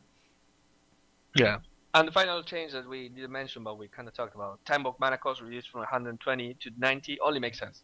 Yeah. Because I I think can't that's believe that time bulk is like there's no reason to justify 120 mana costs. Okay, how That's about this? How about since we're on the talk of Faceless Void, 6.81. When you're Chronosphering people, you get plus 100 attack speed in your Chronosphere. Does that fix this? Well, I mean, to me it does, but I think it actually makes him really, really strong. The thing is that the way it is right now, he moves fast but attacks low. It's like he's the lord of the time from the waist down. From the waist up. It's like, I'm still an old man that I like punches. that. Yeah. Yeah, maybe next patch. He did a lot of track, but that's pretty much it. Yeah. Anyway, poor Faithless Void. I really want to see him. He's a really fun hero to watch. Like Chronospheres, game-winning Chronospheres are really, really fun to watch. The same thing like a black hole or anything. So no Faceless Void in this meta is making me a little bit sad. But if I was a captain on a team, I wouldn't pick it. I just can't find the reason why, like, oh, this is a perfect game for a Faceless Void. Dude, MEFC, when Winter was capping, man, they won games with Faceless Void. I'm just saying. Well, the thing is, back in Tri-Lanes, Void was more reasonable because he gave you more for the investment of a Tri-Lane than other carries actually could. And there were often times where picking heroes like Kato were common, so you could delay the game as long as you wanted. Now it doesn't really happen that way anymore, and people are just fighting from like the 5-second mark onwards. Fair enough. Yeah. So yeah, Faceless Void. That's it. Huskar, Burning Spear duration increased from 7 to 8. Inner Vitality bonus heal below 40% increased from 15, 30, 45 to 60 of primary attribute to 30, 45, 60, 75, so plus 15% on all levels. and Inner Vitality cast range increased by 100 from 450 to 550. So Inner Vitality buff, meaning that Husker will regen faster, and Burning Spear duration, meaning just like an overall increase in DPS. Yeah, I think the hero's problem, though, isn't his DPS. His DPS is ridiculous. Like, this hero does probably more single target damage at an earlier stage in the game, sustained-wise at least, than anyone else, period. So, giving him more damage? I mean, okay, but I think its biggest problem is that he still suffers from a bunch of disables. Even though they gave him the magic resistance, he still oftentimes needs a BKB just for his damage uptime to make sure that he can continue to actually stick on somebody. So it's kind of like redundancy in his itemization, I feel, still kind of hurts him. Lumi? Nothing else to say. I hate this fair hero. enough. He was boring. He just hates him, yeah. I just like whatever. Let's talk about a fun hero instead, Invoker. Force Spirit armor reduced by 2 on all levels. Force Spirit attack range reduced from 300-900 to 300-690, which is just the right amount to be hit by towers, to not be able to do the sniper where you can attack a tower without the tower attacking you. So Force Spirit, I think, like most invokers right now go Quas Exhort, and they just go for the 4-0-4-1 build. Yep. And try to get those double spirits. Which, I mean, it's good and everything, but the whole idea about Invoker is that you should be able to do different builds and not just one that is overly better than the others. And if I was going to point something strong about that skill build, is obviously the Force Spirits. So I'm going to say that these nerfs are totally deserved. Yeah, I think in lieu of what you just said, like having more viable builds on Invoker is pretty much the whole point. And let's be honest, Forward Spirits were broken. Like, those things were so good. You couldn't lose a lane with those. I mean, I would take Invoker off lane against 2 heroes and win because of Forward Spirits. That's how strong they were. So I think this is a warranted change. But you guys are also missing out on the most important part, Ghostwalk move speed. You get 30 bonus move speed now, which makes Radiance Invoker amazing. Damn. You can get away now. I also want to actually talk about Alacrity change, which I think back in the days before Alacrity got a nerf, I think it had like a 50 mana cost, which actually made EW a build. Like right now we have EQ as an Invoker build, and then we have QW as a build. Is it time for the EW to come back? Like EW back in the lane where you just got Alacrity plus damage plus attack speed, and not exactly as OP as Force Spirit in the laning stage, but it does give you another sense of like lane power. Wasn't it the like Meteor Deafening Blast, shitloads of damage kind of build? Basically, yeah. So I actually like EW coming back. I'm not sure if it is coming back with Alacrity like that, but hey, it's a start. It might. Yeah. I mean, if you think about it, if people start picking these early siege lineups again and you have an Alacrity at 45-second cooldown, I guess it could technically happen, because if you're going for early towers like that, you can still Alacrity like a carry or something like a Luna, because people still pick it pretty frequently, and you could do quite a bit of damage. And the thing about that kind of lineup too is that it's all physical damage, so it's really hard to itemize properly against that kind of a lineup as opposed to a Pugnant team where you just get a BKB and suddenly you're just a god. So we'll see. I still feel like not having Cold Snap though, just it like physically pains me to think about. No Cold Snap, no regen from the Quas, Yeah. But and just like going max Wex is always bad because Exhort gives you extra damage, Quas gives you extra regen. I kind of wish Wex gave you armor, really. Like imagine Point of Wex giving you armor. I'd rather have MS or MS than no, armor, no, right? MS and armor. Like it feels like MS is so Bruno, you're weaker. asking for too much, man. You're asking maybe, for too much. But just like if you put like, what would you like to have for the first 7 levels? Damage, regen, or MS? Like MS will be left of your concerns, I think. Well, like the other two outweigh it. I think actually movement speed early is very underrated. I think having move speed is like really good at all stages in the game, just because I agree. Better positioning. You don't. Capability Okay, of you don't go avoiding for ganks. runes. You don't go for runes. You're in the mid But lane, I do which is go the for short lane. runes. And when they're coming to gank you, you want that MS. You just walk 200 range to your tower and you're safe. Yeah, but Because what you're if in the both enemy team has blinks, and then you need that like extra move speed to dodge like an RP or Look, something? When your flash is Damn. down and they flash up to you to gank you, you need to MS the hell out of there. You just go Quas and Wolverine the hell out of that damage. Okay, fair enough. Just regen. Anyways, yeah. Invoker, fun hero. Jakiro, not so fun hero.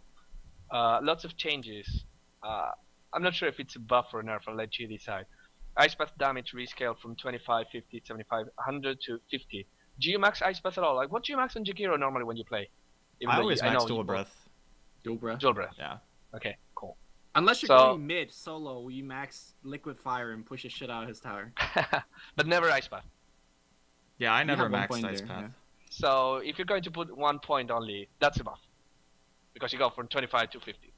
That's yeah, cool way to put it. Yeah, cool. And by the time you start skilling, that 25 damage is completely unimportant. Liquid fire DPS increased by 5 on all levels.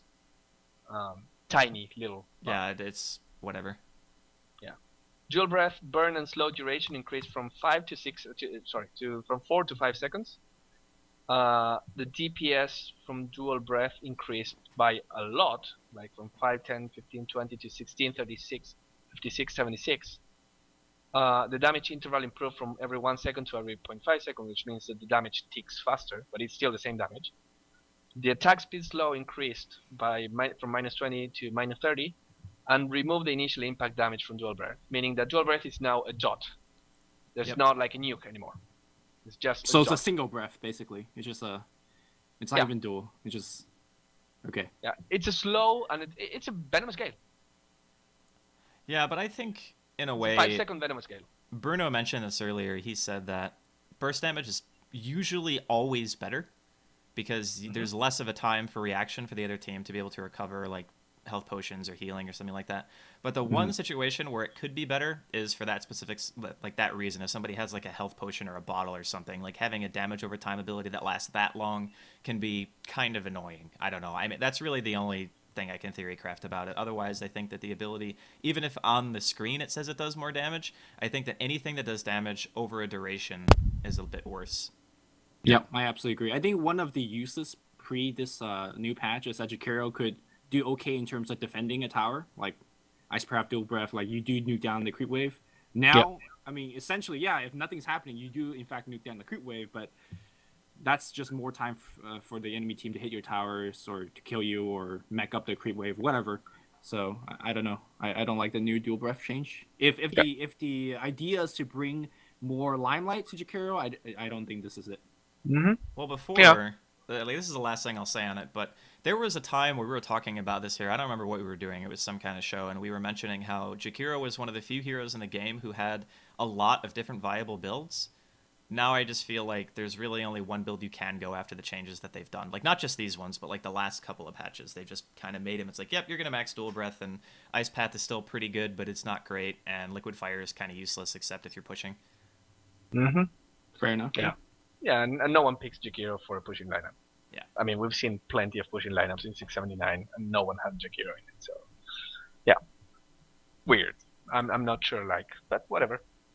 Juggernaut. Blade Fury cooldown reduced. Yeah, it's actually a little bit better on level 4, on 2 to 4, but it's just a tiny bit. Level 1 it's still bad, so more reasons for Illidan to match Blade Fury, I guess. Other than that, I have nothing to say about this change. I think the hero is still fine. Like, I think he serves a very specific role, and he's good at what he does, but the Blade Fury cooldown to me is like, meh, whatever. Yeah. Keeper of the Light. Mana Leak stun duration increased from blah to more. To put it in perspective, if you get level 4 Mana Leak, the stun lasts for 3 seconds, which is a lot. It is. It is a really, really big stun. When he talked to me about this change, he asked me if I had any input on what other things you could possibly do to the ability to make it like more viable, I guess. But the thing that's tricky about changes like that is you have a hero who is good at one specific set of things, like counter pushing and delaying the game, which just isn't good right now. So if you change it too much, then all of a sudden you have a hero who can do everything, and then it's like, why would you just not pick this hero every game? So I don't feel like there was many other changes you could make to this hero other than doing this. Yeah.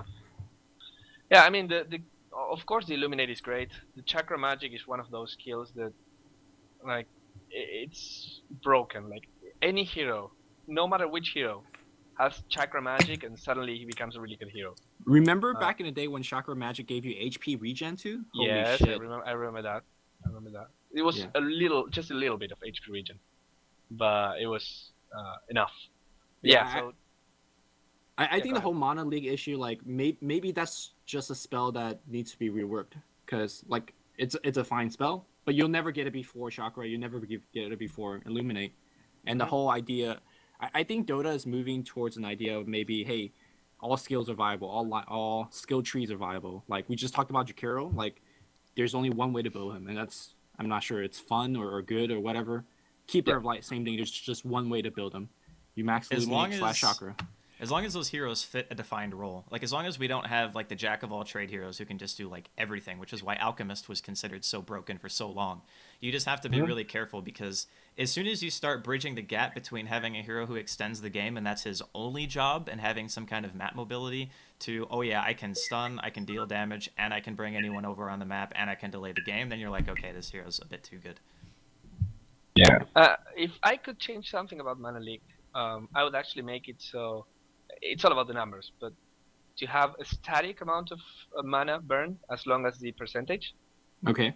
So if you want to skill it early game, like early game, it's bad because percentage-based skills, no matter what, they always get better late game because numbers are bigger in general of So you're giving everything. him a Nyx mana burn. No, I'm just saying like still the same mechanic that you walk and you burn mana, but like for every 100 range that you lose, like you walk, like if you now lose 6% of your mana, Okay. you I see. lose something like 6% plus 50. You know what I mean? So 6% is probably just a little bit in early game, not point to. There's no point in maxing it, but 50 mana Yeah, is it's to a make it lot. basically so the stun comes off sooner in early game because late game the 50 mana is going to be less important than the percentage. Exactly. Yeah. I mean, there's arguments to that though. Like if you drop a Mana League on a strength hero, like he's basically done. Yeah. Well, With the he percentage still kind thing, of like he's still gonna retain some of his mana. So Yeah. whether I you know, care yeah. about the league portion of it or the stun portion of it is up for argument. Mhm. Yeah. Yeah. I don't know. I just want to make it useful because Mana League sucks. It's a thought exercise, But- man. Yeah, I don't know. Just thinking about it. Legion Commander, how I hate this hero. Moment of Courage now only procs one extra life steal attack, so you can't get those like I hit you 3 times and go full health in half a second. Thank God for Uh, that. Yeah. Moment of Courage, which is actually how it worked when the hero came out, but because it was not like that in Warcraft 3, because in Warcraft 3 it was coded differently, they kind of like changed it to become bugged. And then it was like, yeah, this is way too silly. But so that was changed. Then the buff grace period increased from 0.5 to 1 second, which means that from the moment it hits you and the The time you your have next auto goes one, off, yeah, basically. you have 1 second to attack, and you will get that free attack with lifesteal.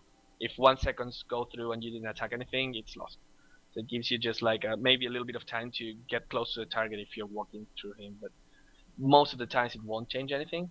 And the cooldown is reduced from 1.2 to 0.9, which sounds scary because it means that you can proc it more often. Wait. Hold on. I don't mean to cut you off, but I'm pretty sure Moment of Courage just goes away if you move. Isn't that how it works? Don't you just lose the buff if you move? Not if you're like I don't think clicking so. some. No, I don't think so. I No. could have yeah, sworn you lost it when you moved. I could be wrong. Maybe. I don't think I don't know. it does. Yeah. Which Yeah. right now we get twice the time to check and find out. That's Yeah. true. Moment of Courage cooldown reduced from 1.2 to 0.9, which is it will proc more times, like exactly 25% more times. But since you don't get the double extra attack, which seems to happen about 50% of the time, it's actually in total like a nerf to Moment of Courage. Okay. Yeah. Hopefully it makes the hero a little bit less silly. I mean, I don't care about his snowballing. Like, if you went to 200 extra damage, more power to you. You got there for some reason. But the part that feels silly about the hero is when he's like in 50 HP and suddenly he gets 4 procs in 1 second and he goes back to full health. And you're like, what the hell? Like, RNG going against me. And I think this addresses that. So, cool. Yeah, okay. Cool beans. But it's, I mean, more or less it's just a fix for the hero, really. Yep. Leshrac, Lightning Storm jumps less, 4678 to 4567. The damage is 5 less on levels 2 to 4. Big change there, Ice Frog. The cooldown is reduced from 5.5 to 4, and this is actually kind of huge. And the mana cost is reduced by a lot. I mean, I say a lot, it's like 25 at level 4, but it's still a lot. because you're So his intelligence sustained hero. damage on Lightning Storm basically goes up. That's Yeah. I mean, you hit Yeah. less targets, but over the course of like a team fight, you'll probably get maybe one extra Lightning Storm off if you cast it 4 times, 3 times, something like that. Yeah, So just see, yeah. sorry, changes like these, like that's what makes me love a Patchlog change, because it gives Leshrac a new viable build. For the longest Well, time, it people was always just, got Lightning. well, yeah. It was. Well, it depends on what role you got, right? At least for me, I thought support were always stun and diabolic edict for the most of the time. Is it Well, not true? yeah, no, you're right, Yeah. But I guess I'm just Okay. used to like the Leshrac's mid that we used to see. Yeah, and yeah, they yeah. would always go stun Lightning in those lanes. Exactly. So maybe there is some combination of a support where you want to go stun lightning now, or maybe leave one and stun and go lightning diabolic edict. I just think that just making all spells viable just makes the game more fun, and from both a playing and a viewing angle. So good Yeah. stuff. Leshrac is one of those rare heroes where all his spells are good if you max them at level 7 in a way. Now with Lightning Storm as well, so that doesn't happen often because some heroes are designed in a way that you have a very good spell at level 7 that you want to max, and the rest is like they become good later, and it's pointless to max them before. It's like Skeleton King crit. Why would you want to max crit by level 7? That doesn't mean that the spell, the crit is bad, or it can be bad. It's arguable, but it's just about how it works. With Leshrac being just a nuker in every way, getting any skill at level 7 is good. And this makes Lightning Storm better, which makes Leshrac better, and hopefully he gets picked a little bit more in competitive, and in Puffs as well, because he's not such a common pick. I still think he's Lina. good. I don't think there's a good reason for him not to be picked, especially in the role that Lemieux was saying, like support roles. I still feel like he's really, really strong. Although I guess in comparison to heroes like Lina, who's the next Lina is hero, more bursty. Yeah. yeah, Lina it's more is bursty. Dragon Slave initial final AoE increased. Yeah, that means that you will hit a little bit more in the cone of the Dragon Slave, so a little bit more room to the sides, I guess. Fiery Soul duration increased from 7 to 9, and the movement speed increased by 1%. So little changes to Fiery Soul and to Dragon Slave. I don't think this changes Lina a lot, but I think Lina is a very strong position right now. I think she's a very good support, both in pubs and in competitive. I think now with the Jakiro change, she replaces him in terms of a support being able to dish out 2 AoE nukes that defends the creep wave. I get Leshrac also fills the same role. But in terms of Fiery Soul, like I don't think you'll ever get Fiery Soul because of these like small numbers are not big enough. But let me go to extreme, right? Let's say if you cast a spell and you get haste, obviously you'll get Fiery Soul. So let's scale it back a bit. Like at what percentage increase of movement speed will you start actually putting a couple of points of Fiery Soul? Like it's 30% movement speed increase, too much? 50%? I think if every patch change you say, hey, let's give movement speed increase up to 10%, 15%. Like at some point we're gonna get Fiery Soul, right? Yeah, I still think that a lot of people go like 2-on-1 at level 4. I actually do that whenever I play like support or anything like that. Okay? Because the one point, I mean, the stun damage, you get like what 70 or something damage from Light Strike Array for skilling it up. So if you compare that to if you're always going to be casting 2 spells, you get now 10% movement speed for 9 seconds, and then the attack speed on top of that. It's actually more damage, and you have more uptime, plus now you'll likely be able to be in range to land another stun if you continue to chase. Now, I mean, it's positioning based, so you're not always going to be able to chase that far, but I always think that 2-1-1 is like what you should have been doing. Okay. Yeah. So yeah, I think Fiery Soul 1 point early by level 4 is it makes a difference. It really makes a difference. Even like as he says, the damage that you lose from the stun, the 1 more point in stun. Remember that the stun doesn't scale in duration. So it's just 1 extra auto attack or 2, and it kind of just like to begin with it offsets the damage from the stun that you would get, and on top of that you can move and Lina. Like in your support that's very positioning based, getting movement speed is always good. So yeah, I don't know. I'm not saying Fiery Soul is really strong now. It doesn't feel much stronger than before, but it's a good skill. I don't know. I think 5 patches ago this was a very bad skill. And now it's becoming something that respectable. Yeah, I think it's good. Post level 11, do you get stats or Fiery Soul? Like I think that's the whole. I get Fiery Soul. I think Fiery Soul's always better, pretty much, than stats. Okay, fair enough. Yeah, I get Fiery Soul. Unless, like, it's one of those games where you're super squishy and you're dying, like, I mean, lots of assuming you're burst. playing the 5 Lina, the 4 Lina, right? Like, If you're assuming stuck you're in not- bracers and you get one shot, then you will want to go stats just because. Cheap Okay. way to make yourself survivable. But if you're in a position where you are not dying at the beginning of every fight, just go for like insane movement speed and attack speed. It actually makes it work. I don't know. It's still an intelligence heroes that will never build damage items, but no matter how weak you are, if you start hitting with like plus 200 attack speed, it really hurts. Machine gun, man. Yeah. Just remember the old catapult animation from Warcraft 3 when you had max stacks and you were just Yeah. going completely insane on somebody, and how cool that was. Oh, the meteorite, fiery looking thing. Yeah. The one that explodes. Lina Yeah. was shot down. And she would leave like holes in the ground where the meteors hit. Yeah, that was good. That was really impressive. Lion. Finally a fun one. Aghanim Scepter now causes Finger of Death to hit unit within a 200 AoE of the primary target. Okay, I gotta be honest. Why? Please be honest. Like, why? Okay. Because it's fun. Let's think about this for a second, okay? The first thing about Lion is that he's never been seen mid for ages, right? Like, years ago is when we saw that hero mid, and that was back when you put him mid because his W didn't scale well, which is his Hex. Or it did scale well, but it was really bad at level 1, so you wanted to get higher levels on him to get the skill max as soon as possible, get a Blink Dagger, start roaming, get kills, right? Now, that's all fine and good, but nobody does that anymore. So if you have enough money to buy an Aghanim Scepter, you probably already have a Blink Dagger, a Force Staff, maybe even a mech, depending on what you're doing because you're playing a support. And there's just not a lot of different things that you can do with the hero because of the change. I just think it's just weird. I don't get it. Well, I think I started trying to add an X Scepter to every single hero, and then not all of them are going to be like competitively viable. I think this is more or less like, hey, I have a ton of gold in my pup game. Let me just get an Axe Scepter and blow people up. But if you're gonna add an Axe Scepter upgrade, why not add like a chain lightning effect? You finger or death somebody, and Okay, it just that would be bounces too off. good though. Would it? Yeah, think about that because the Finger of Death with Ags is like what, 900 and some odd damage, and it's on a 20-second cooldown. Right? No, what if your second bounce you just like lose, I don't know, 50% of your damage? I don't know. Would it be too good? I guess it depends on the numbers. If it didn't scale down, it would be too good, I think. It have to scale down, right? Chain lightning effect. I don't know. Okay, maybe I'm just high. I'm gonna steal something from Reddit actually, but I like the fact that when you get Aghanim Scepter, it turns from the Finger of Death to the Fist of Death.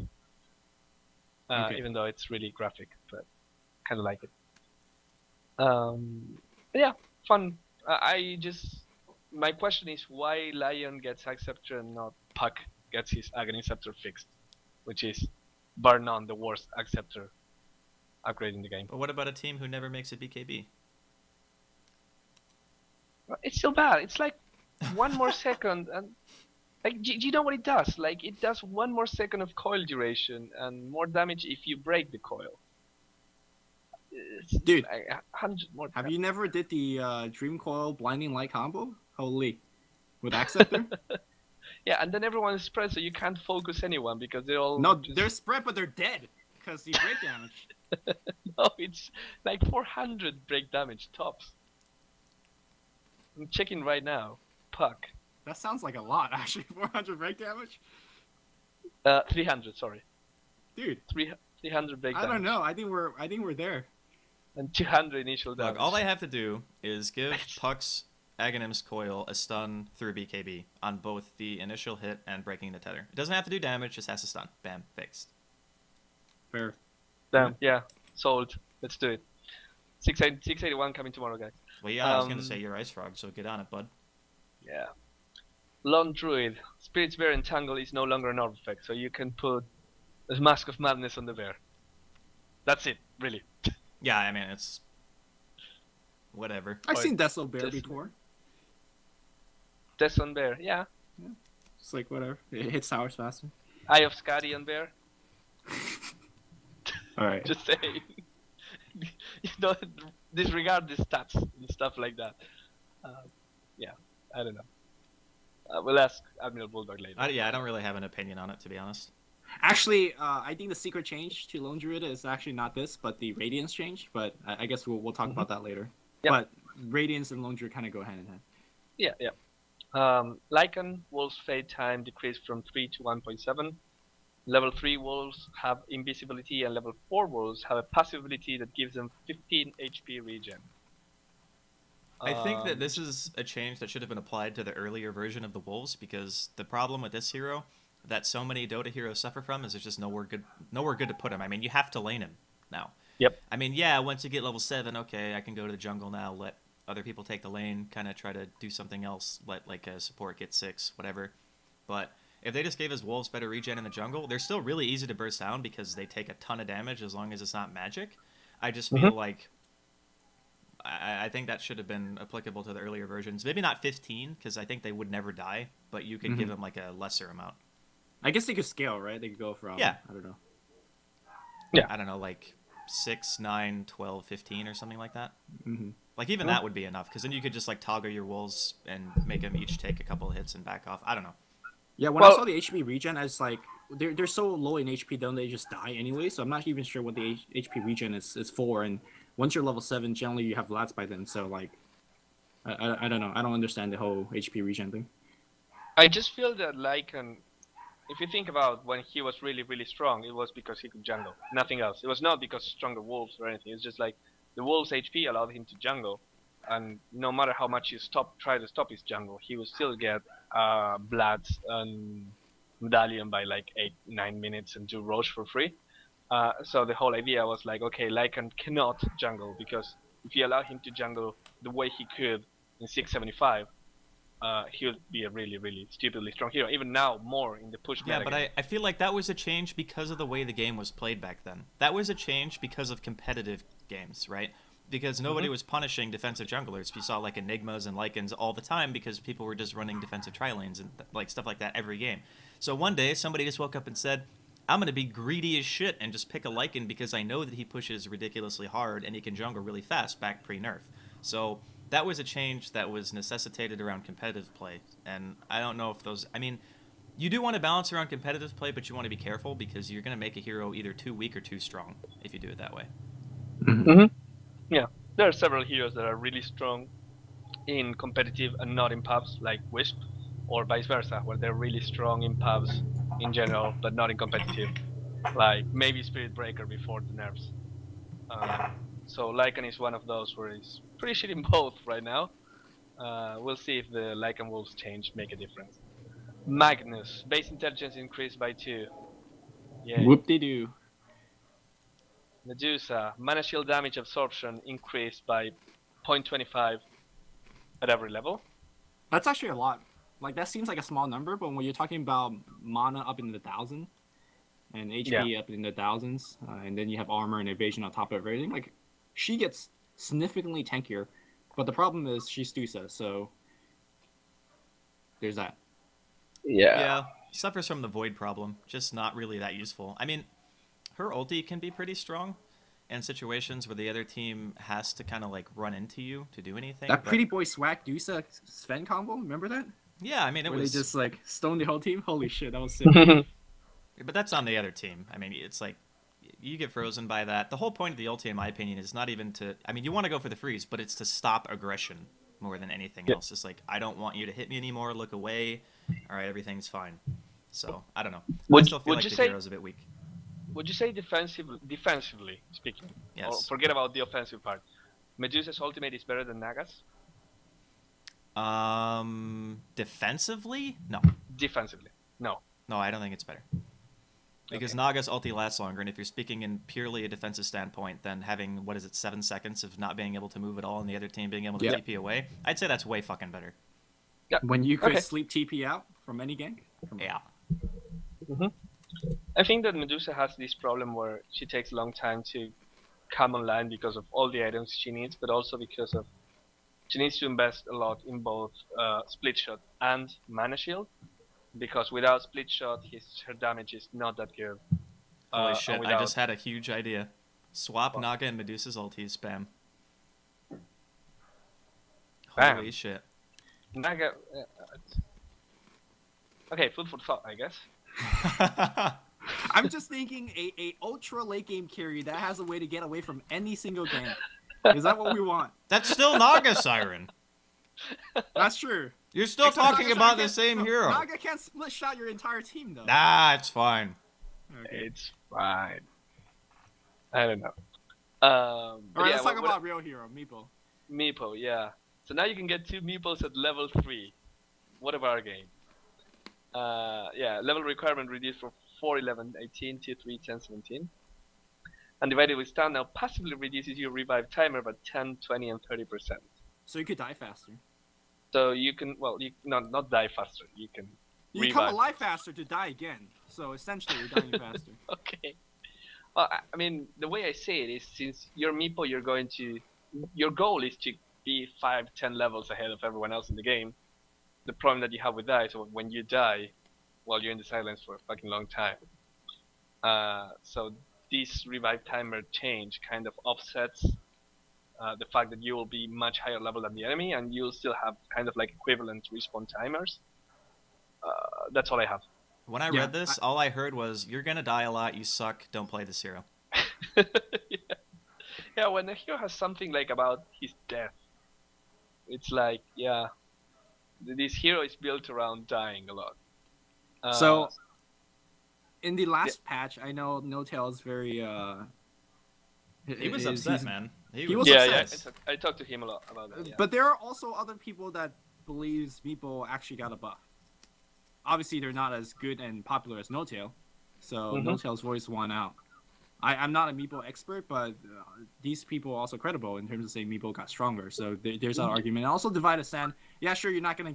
I'm not sure if you're gonna skill your ultimate at level 3, but the whole idea is you will. Okay, the whole idea is you're gonna hit your mid game a little bit quicker, right? That's the whole point. Where, man, I'm gonna have my 4 Meeple, 5 Meeple, and wreck a level sooner, which might why matter. you will. You know why you will skill at level 3? Stack camps. Stack camps. Just going straight into the jungle, which with some management, like it's an investment on gold, but you can just like with some healing subs and stuff, you can still kind of jungle with 2 heroes at level 3. And you, even if you're sharing the lane with someone else, like you're in a duel or a tri lane, by having 2 meeples, you will get more experience. It's all about snowballing faster. If you get it at level 3, even if you'll probably have 1 point in Earthbind and 1 point in Poof, most of the times. All that you do is that you start gaining levels faster before.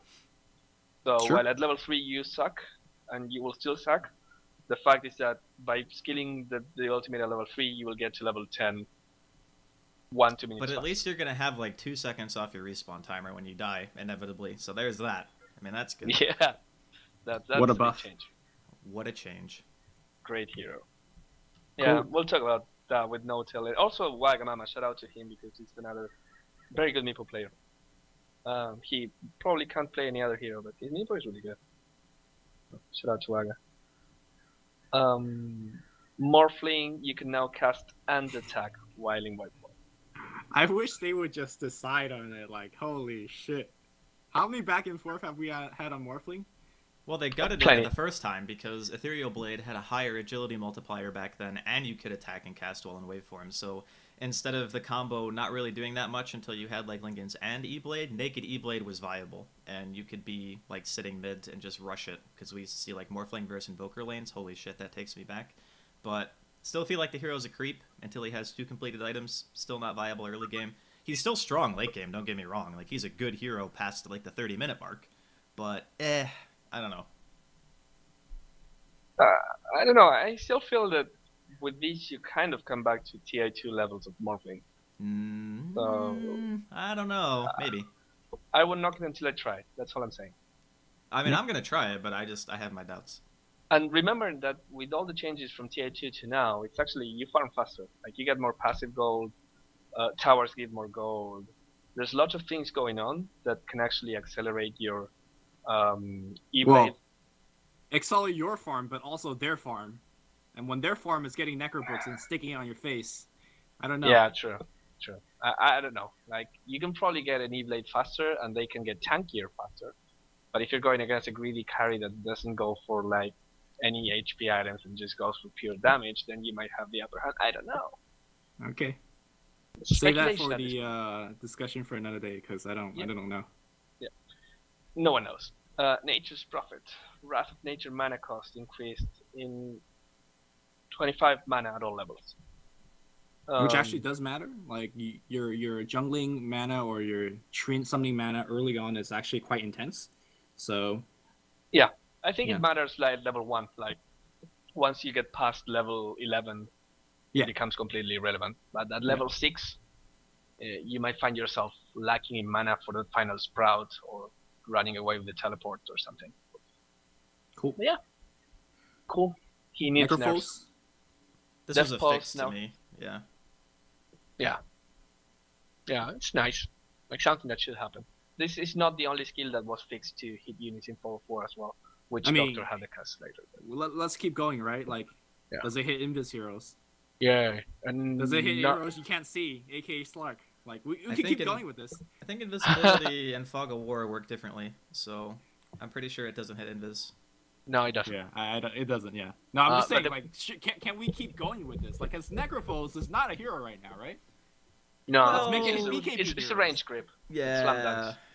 Let's make it hit Invis. Let's make it hit everything. Let's make it AoE increase. Like, can we keep going with this to make Necrophos a hero?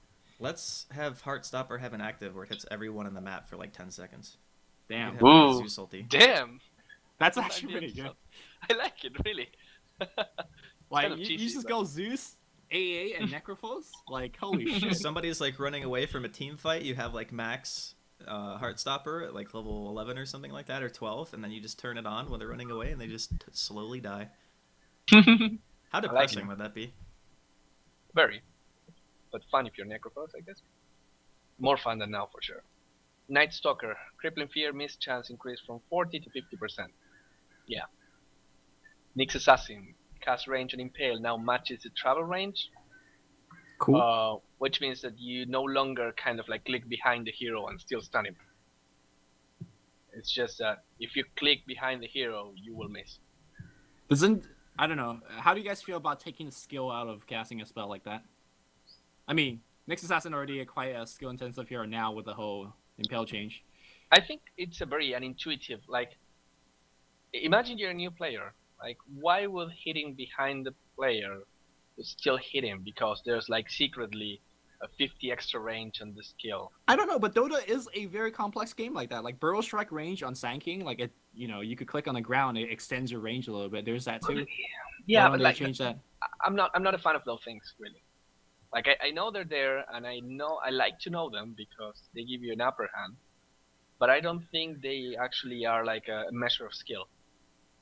Like you did your homework, you know that the spell works that way. It's not Knowledge is skill. No, it's not. I didn't. Okay. Actually, I was gonna say I disagree with that, but I know what you're trying to say. All right. Yeah. Ogre Magi, Unrefined Fire Blast mana cost changed from 400 to 60% of your current mana, meaning that if you have 1 mana, you can still cast it. But if Good, you have because he 100 never has any mana. I mean, Yeah. I mean, I between actually, all the bloodlust you're casting for your teammates and your spell costing a ton, like he's always out of mana, so this is good. But why would you ever get a? Is Acceptor build an Ogre Magi? yeah. It Really? could be good now. I mean, the thing is, the Unrefined Fire Blast hits for less damage than the regular one. But you don't have to just go out of a fight anymore after casting your abilities once because that thing costs 400 mana. It's like, so long, this is my contribution to mediocre stance and the slow. That's it. People picked them before for Bloodlust, honestly. 'Cause Yeah, that's, Bloodlust that's a skill. Cool. That is only a really good skill. But yeah, we'll see. Omni Knight, did Genara stickiness increase from 1 to 2 seconds?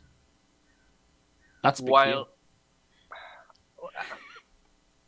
who picks Omni Knight? Look, really? when I said Dude, I MFC love Omni Knight. picked Omni Knight at TI3 and lost a 0-14 record, like they were onto something. Okay, Oh, MFC, yeah. On the... they were just really ahead of their time.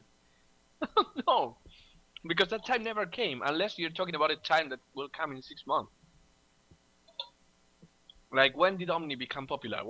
How were they ahead of their time? Okay, okay. That never happened. All right, history lesson. There was one tournament, and this is back in the Meet Your Maker days. Mhm. I'm not sure who Meet Your Maker were playing against. Maybe SK or something like that. Tournament Which- final, best of 5. Which means of Everybody your makers. either first picked or banned Omni Knight, and that was the only tournament ever where Omni Knight is picked. Okay. I don't know why. Maybe the team just decided to agree to it. And, like, it never made sense. Omni-Knight sucked in those games. But hey. Maybe it was an internal joke, like a bet. Who can win with Omni-Knight? But yeah, like, Omni-Knight lacks in many departments. He's really, really good at repelling people and giving free BKBs to your team. But the rest of what he does, it's kind of like what Andy was saying before. It's one of those heroes that you can't really lane anywhere because as a support, it just babysits you, but you can't rotate an Omni-Knight. So if you're putting him as a support in lane, well, not with that attitude, you can't. You fucking level 1 degen, get boots, orb venom. You just fucking slow him to death, bud. Yeah, I don't know. I don't know. This hero is. I run by an orb of venom on. I personally love Omni-Knight, but I just don't think he can be run competitively right now. Yeah.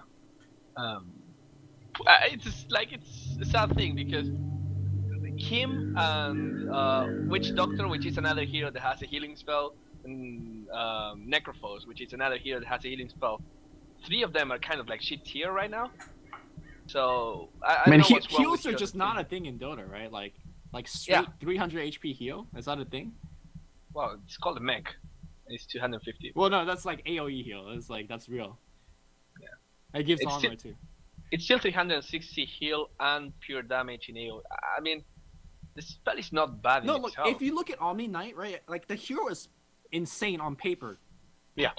Like if you look at his ultimate, holy shit, like armor and regen and like get the fuck out, like holy shit, like how do you beat Omni-Knight? Guys, wait a minute. What if Omni-Knight was a ranged hero? I can imagine him throwing hammers. It's kind of fun to look at. Like, is he insane if he's a ranged hero? I think he's really good if he's ranged. Well, if he's a ranged hero, then his degen aura kind of becomes pointless. No. Because he still can give people the rundown. I mean, he is basically Dwayne The Rock Johnson as a hero. Like, that's what he is. Yeah, that's true. I don't know. I think he'll be OP if it's ranged. Maybe. Yeah. Maybe. He still brings, like, no disable or slow or anything. What? No, he has a slow. Come on. Look, like, be serious. He has a slow like how Windrunner has a slow. Let's be real. Yeah, which is like, but the thing is that Windrunner also has a shackle shot, which is amazing. Why need shackle when you can repel people? I don't think they compare at all, really. Well, actually, by the way, can Omni-Knight 1v1 Darkseer? Is that a thing? I think you can, actually. Yeah? Like, you give him the beatdown, and then when he's about to surge, you repel him, so he can't surge, and then you give him more beatdown. Right? And then you die to Iron Chill. Well, no, forget it. You could heal. Like, I don't know. I think we might be onto something here. Holy shit, we need to move on, man. This is getting bad. Alright. Owl Devourer, Astral Imprisonment cast range reduced from 550 to 500. I think the best laner in the game hero. getting a nerf is good. Phantom Assassin, invisible heroes now trigger blur, so you can detect them. Blur delay reduced from 1.5 to 0.75. Very situational. Yeah.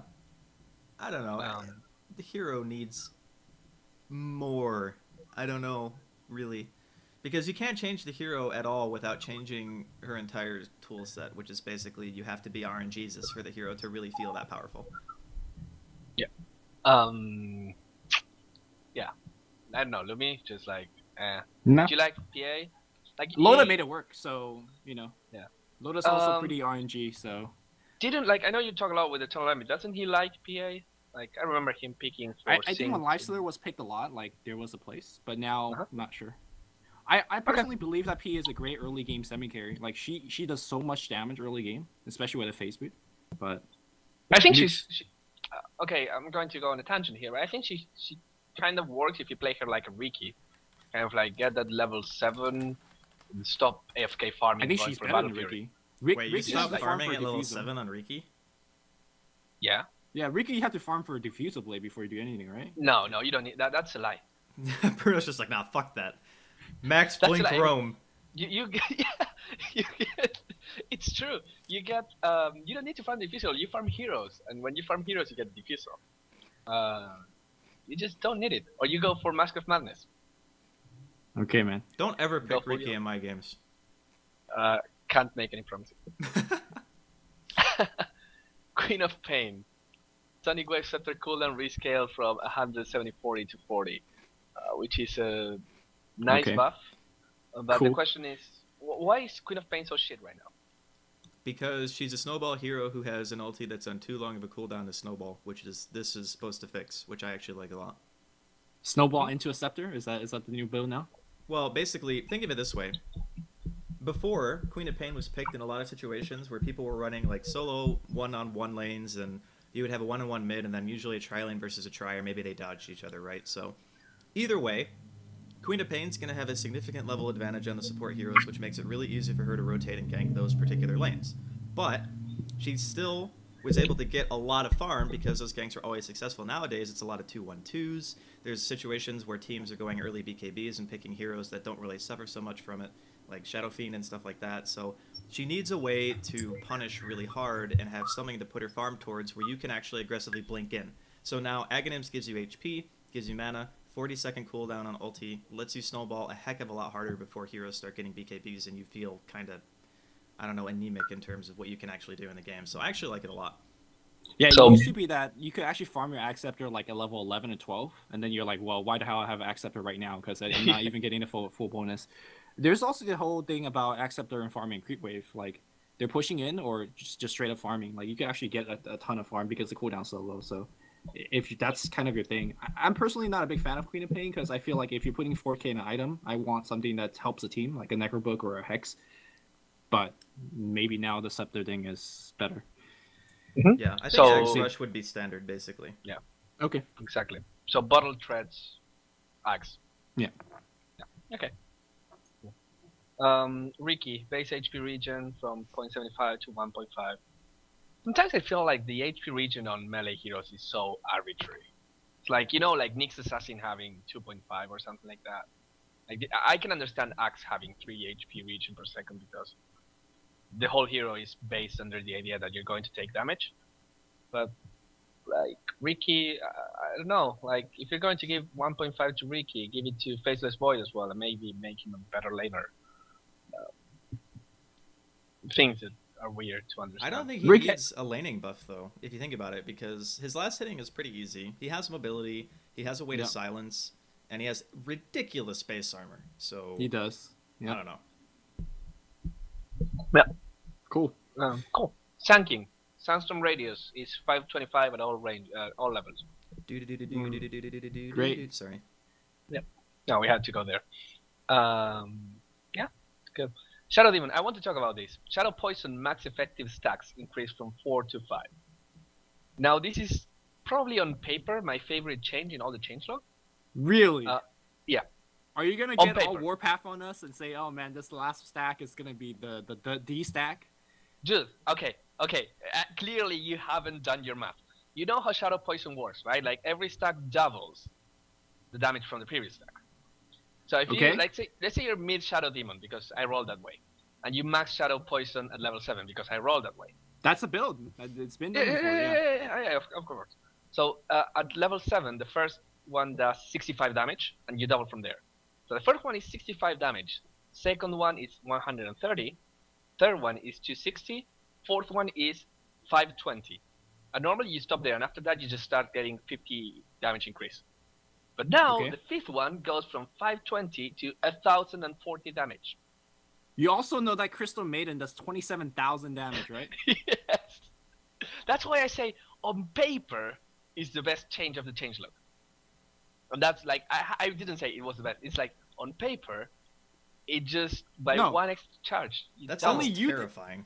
Only you did the math on that. Nobody else, like, I bet you right now, how many people are watching? No, there were a shitload of people saying, oh my god, it does 1,000 damage. Oh my god, 140 or 1040 damage before Soul Catcher's so good. LOL. I'm pretty sure Bruno did that math, and then tweeted it, and now everybody's like, well.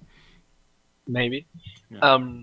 But yeah, no, it's, like, in paper it's really strong. Realistically, how many times you get 5 stacks? Never.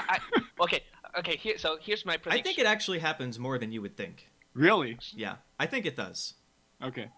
Maybe in your trench tier, Draskyl. Whoa. High 7,000. Whoa, bud. Those fighting words. I'll 1v1 you right now.